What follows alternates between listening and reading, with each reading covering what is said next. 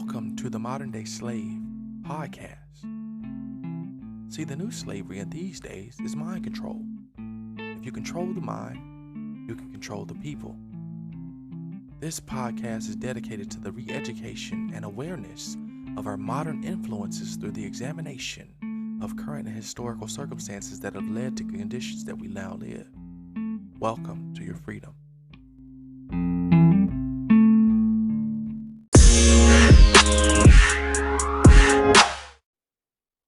Welcome to episode 2 of the Modern Day Slave podcast. I'm your host, Nikia Anderson, and I wanted to jump right into this episode, which I've titled The Slave on the Plantation. Now, last night there were several turn of events that took place. President Joe Biden delivered his address last night, and afterwards, Senator Tim Scott was chosen to provide the rebuttal to his speech. And ever since then, the quote-unquote black people are dragging him for his choice of words. Now, let me pause there. I want to be clear with you when I say choice of words. What you say has a huge and profound impact on people. Word choice absolutely matters. Whoever came up with the old adage that we used to say in our childhood of sticks and stones may break my bones, but words will never hurt me, they lied to us. Because see, the impact that words have is that they have an impact on what you start to believe. And if you say something over and over enough, for some people, it becomes their true reality, even if it's not based in fact or based in truth. So word choice is super important. Thus, this is why I say that, quote unquote, black people are dragging him for his word choice. Now, last night, Tim Scott asserted that America is not a racist country, and that the media is the one that's fueling and fanning the flames for this racial divide that has swept through our nation. Now, for those who don't know, Senator Tim Scott is the one and only so-called black Republican serving in the Senate.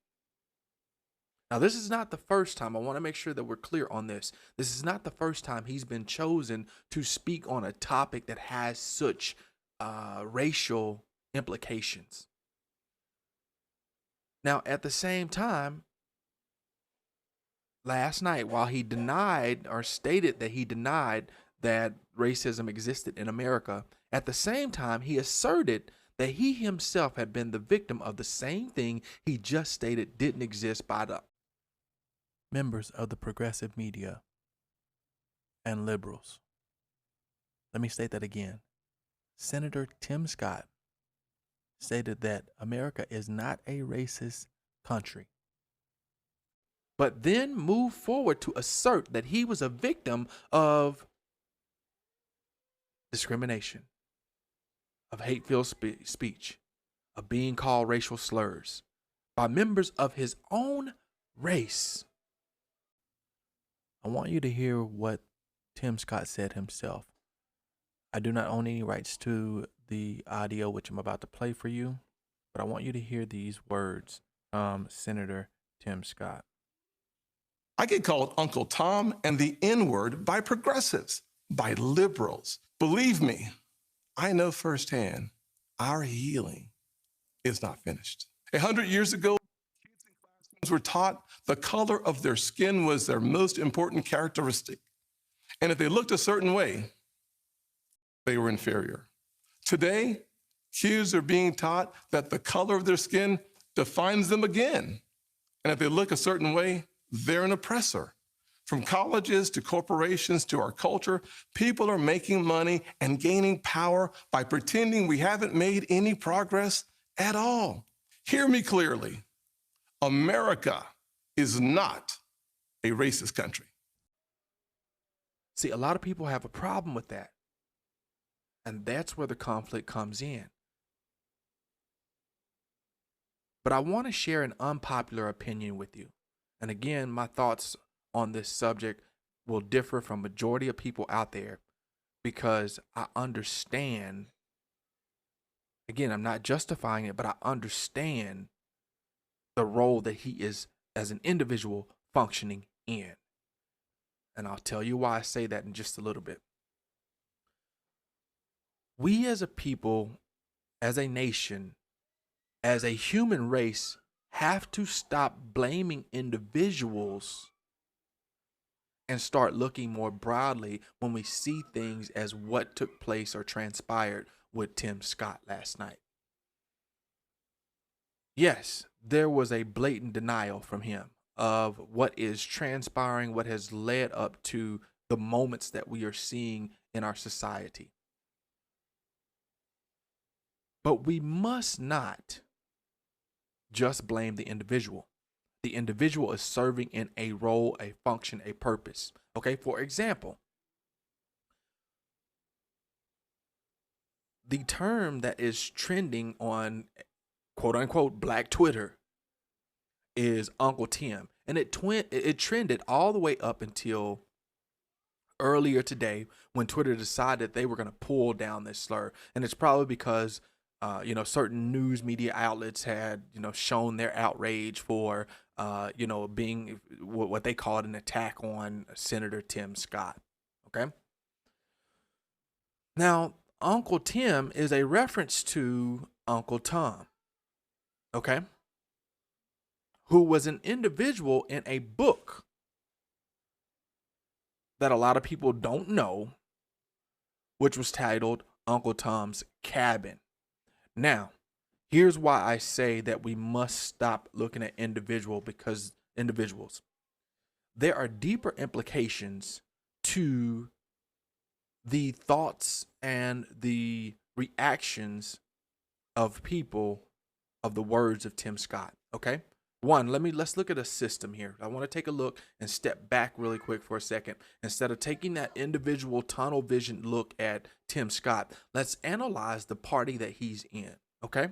Now, I say this all the time, and I will say this again. Democrat, Republican, two different sides of the same coin. No matter which way you flip it, you get the same outcome. So that being said, let's analyze this whole Uncle Tom situation. Now, again, the book was Uncle Tom's Cabin. And just to give you a quick version or rundown of the story itself, see, Uncle Tom was a slave who ended up being beat to death by other slaves for not giving up to runaway slaves whom he had encouraged to get their freedom based on them being raped and a slave to the oppressor. From a racial context perspective, the term Uncle Tom is used to describe an African American, quote unquote, a Negro or so-called Negro, or a black who gives up or hides their ethnic outlook, trait, or practices in order to be accepted by the mainstream. This was oftentimes referred to back in the olden days of slavery as that person who was inside of the home, the person who oversaw a lot of the slaves. If you think about it in the context of the movie Life, as portrayed by the character Hoppin' Bob. Now, you may know him by some of his famous lines, such as, "Boss, he say he tired." Or "Gun line, boss." These were some of his famous lines from that movie, but the irony of a movie that portrayed the wrongful conviction of two individuals in a Mississippi prison.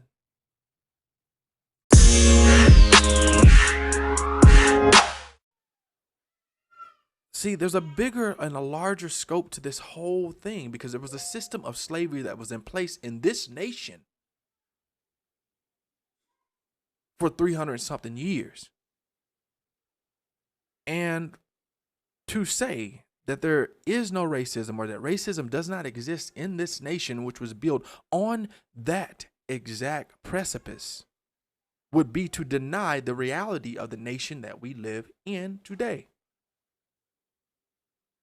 So that's why I say we have to stop looking at the individual. Yes, this individual was used as the puppet. And I say puppet because the strings were pulled to make the decision to choose him as the only black member, quote unquote, black member of the Senate to speak to the rebuttal of President Joe Biden, whom it was in large part the melanated people of the United States who elected this individual.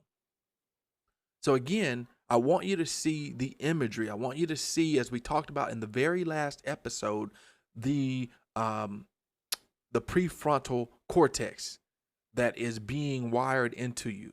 See, what they're trying to do is they're trying to feed you down this road of reacting off of your emotions. So when you hear Senator Tim Scott, you become intertwined with his words, but you stop looking at the larger scope, the larger picture of what is truly transpiring in the nation today. We are a divided nation as we speak. And why are we divided? That's the question that comes to mind. That is the question that needs to be answered. Why are we divided? Well, from a political standpoint, we're more divided, some people have argued, than any point in our history as a nation, with the exception of one point in time. And that's in reference to the Civil War. Well, the question is, what was the Civil War over? It was over the preservation of the Union. See, you had the southern states that were wanting to secede from the larger body of the United States. And even Abraham Lincoln, the person who we give all the credit for being able to sign the Emancipation Proclamation that eventually freed the slaves, he stated that if he could have preserved the Union and not freed the slaves, he would have done so. I need you to understand that. So everything from that point, from that moment, and even if you go back, way, way back, right, to the founding of the economic power of what has become the largest industrialized nation and the biggest economic power, some would argue in the world, with the exception of probably China, right? If we're being honest. This nation was built on a system that automatically baked in inequalities into it. Well, Nick, why do you say that? You're just, you're following along the lines of exactly what Tim Scott has stated last night. Tim Scott got a chance. His family, he made it to be in Congress. So how is it that there are inequalities? Well, see, if you start to examine what is below the surface, see, we see Tim Scott, that's the flower that we see above the surface. But the racism, the roots go much, much deeper than just what you see on the top, right? We see the LeBron Jameses, we see, the few people who have made it from the communities that are the melanated people. And people say, oh, well, there's got to be equality because, so-and-so made it, or, this person made it in their field.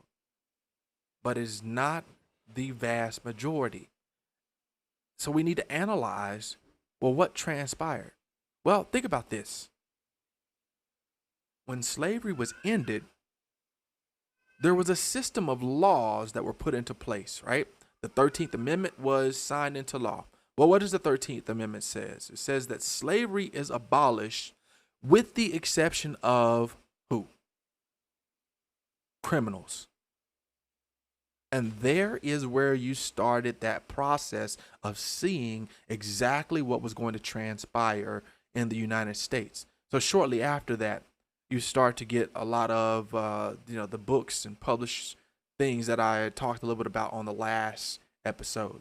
If you haven't checked out that episode, again, this is important groundwork that I was laying just to get us to this point of being able to speak about what has transpired since then.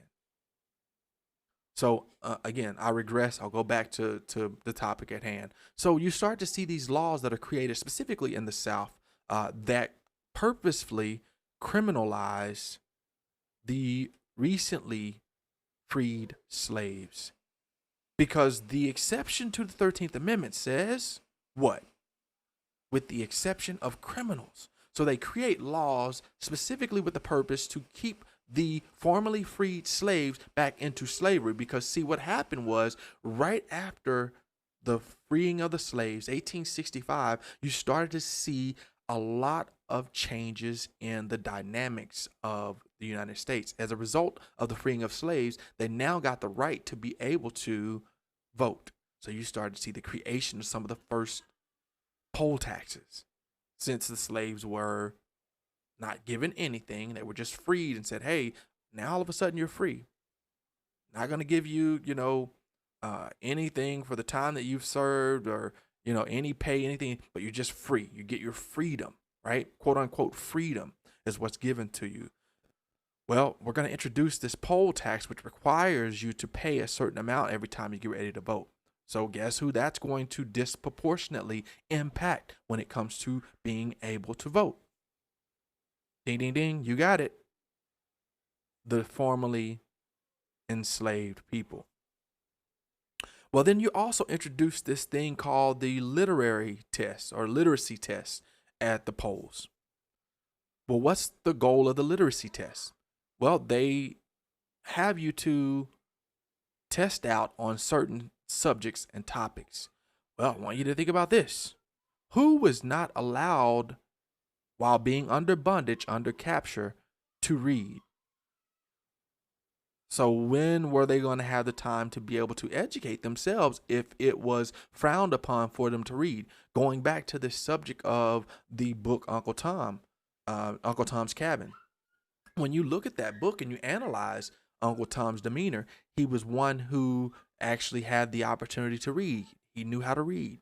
And guess what he chose to read? The Bible, which is what eventually led up to his death. That and a couple of other different circumstances. But his person who had purchased him told him to stop reading. He wanted him to stop reading, stop educating himself. And since he wouldn't do it, guess what happened? He ended up commanding 2 other slaves to kill him, since he wasn't going to listen and follow what his orders were. So you introduce this literacy test in order to vote. Guess who that's going to disproportionately impact? Again, those are just a few of the starting principles and starting laws that laid out the foundation for what is transpiring in our nation today. So when we talk about Tim Scott stating that there is no such thing as racism in America, it would be a denial of the operating systems in America in general. It would also be a denial of what has taken place recently. George Floyd, Ahmaud Arbery. Shall I go on? It would ignore all of these things that have transpired. It would ignore redlining, which took place, in a lot of different cities in the United States when the slaves started to move to those areas. It would ignore the fact that Black and brown people, quote unquote, are incarcerated at a 5.9 times rate of their peers, their white peers. So it ignores all of those facts in stating that comment to try and make that be true. Now, I understand his point. Again, I'm going back, I'm focusing here on his words because people have focused heavily on the individual. I understand his point. If you have a mindset and a mentality that you're always oppressed, that someone's always keeping you down, how will you ever rise? Tim Scott, I understand that. I get that point. We must be truthful, though.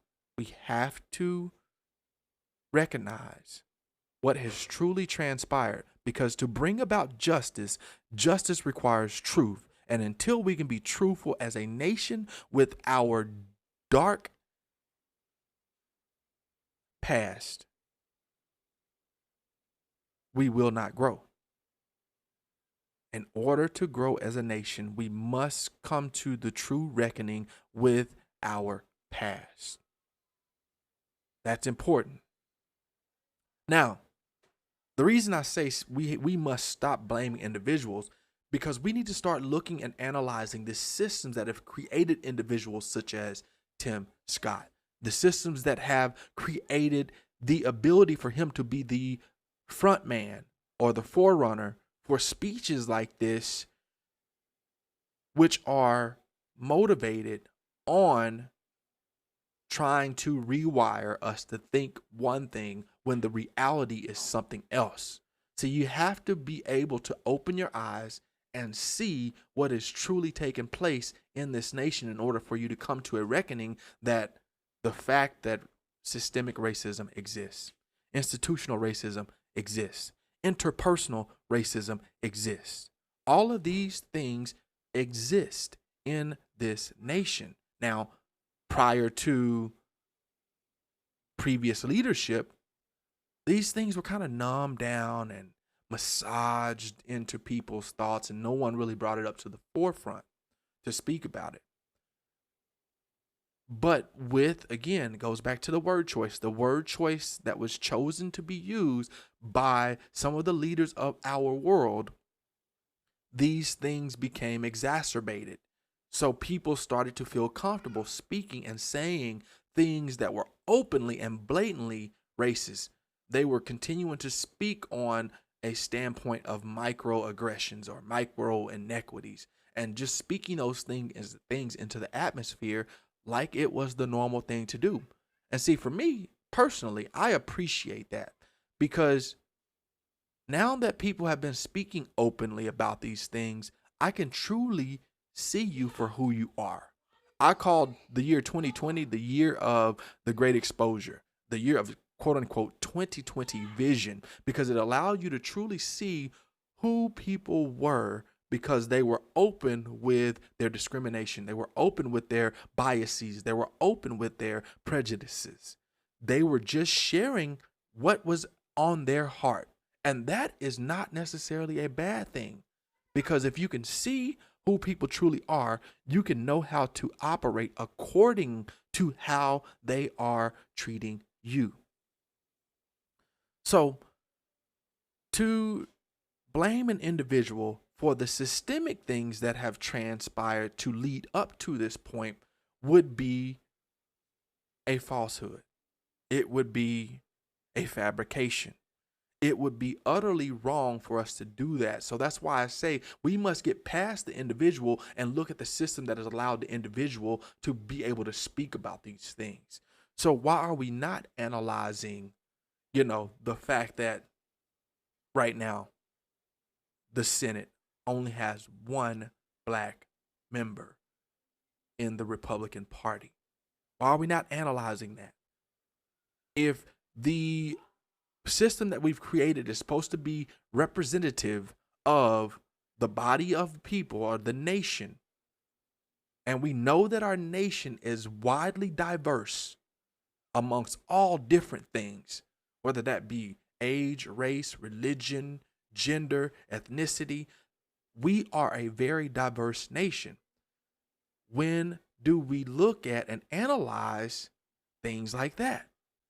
A lack of diversity, which means that there is no representation, little to no representation at the table from the representation of the nation, from the embodiment of what the nation looks like. Well, then how are we going to change these systems that are in place if there's no representation at the table? If Senator Tim Scott is the only representation that we have in the Republican Senate, we have a problem. We must start analyzing the problem and work towards actionable solutions to the problem instead of attacking the individual. That is a slave and a Willie Lynch mentality. Again, go back to the first episode. I talk about these two things in detail. I even lay out the definition of what slave is.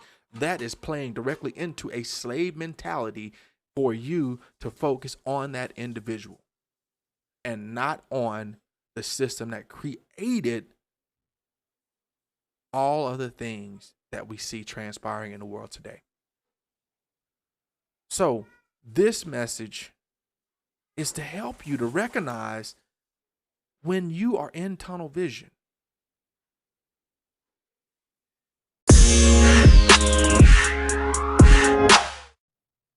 So we must start to recognize when we as individuals are feeding into the slave mindset or the slave mentality. We must recognize when we as individuals are actively participating in the plantation.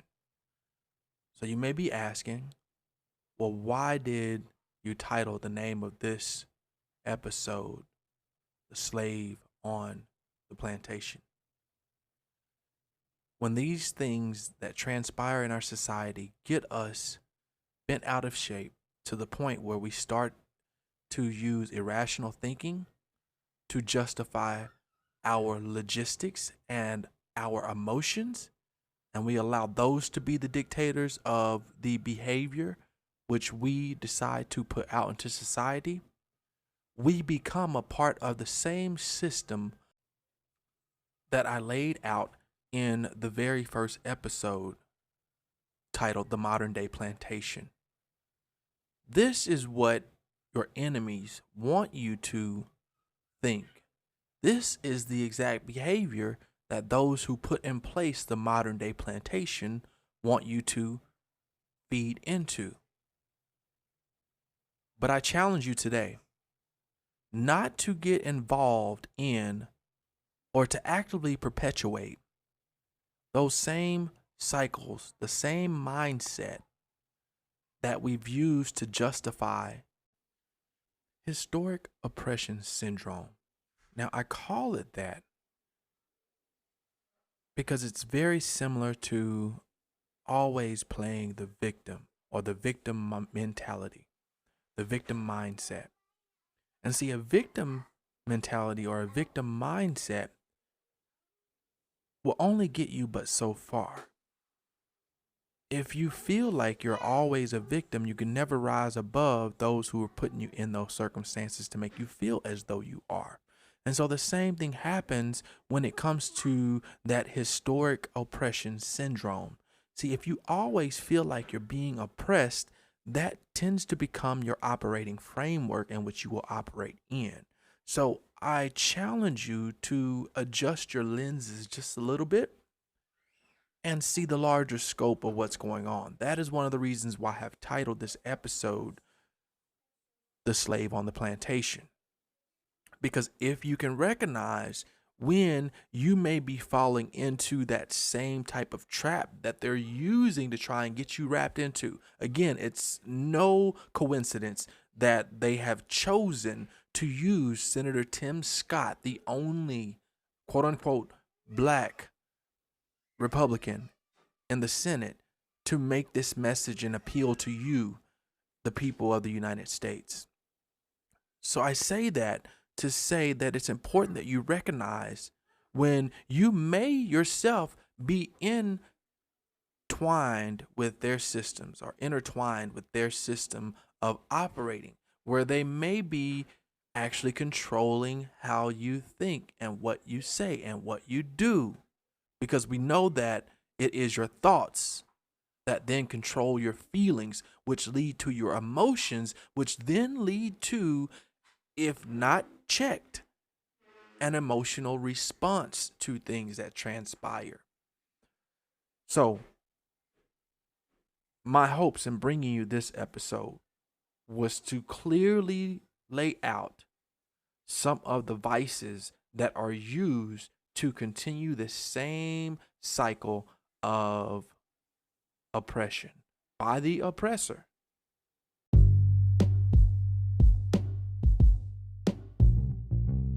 the slave master loses the moment we start to recognize that we're on the plantation. When he continues to put his yoke of bondage out in plain sight for you, and you ignore it by not feeding into the trap that he's laid before you, you then win your freedom. Welcome to your freedom.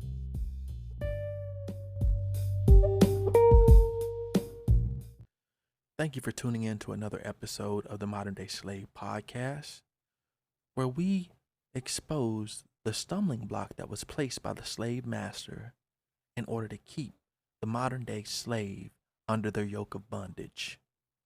You have just been freed. Welcome to your freedom.